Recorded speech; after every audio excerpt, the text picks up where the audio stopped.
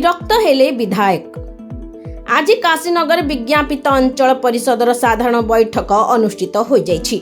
अध्यक्षा एम सुधाराणी अध्यक्षतार अनुष्ठित होइथिबा एही बैठक रे पारଳାଖେମୁଣ୍ଡି विधायक इंजीनियर रूपेश कुमार पाणिग्राही, भारप्राप्त कार्यनिर्वाही अधिकारी के दिव्य रंजन मंचासीन थिले। एही बैठक रे परिषद मध्यरे थिबा विभिन्न वार्डर समस्या सबु विषय रे समीक्षा करबा सह समाधान करबा पई आलोचना होइथिला। विभिन्न उन्नयनमूलक कामर विवरणी विषय रे विधायक अवगत होई काम चालुथिबा एनएससी कार्यालय सम्मुख पोखरीर सौंदर्यकरण काम समीक्षा करबा सह बहु अनुदान खर्च होइथिबा सत्वे कौनसी आखि दृश्य उन्नति पोखरीर होई नथिबारु विधायक विरक्ति प्रकाश करथिले। पोखरी रे जलर उत्स नथिबा देखि विधायक आश्चर्य होई प्रथमे सेथिरे पानी किपरि रहिबो सेथि पई दृष्टि देबाकू कहिथिले। काशीनगर अजित पटनायक रिपोर्ट, लक्ष्य मीडिया।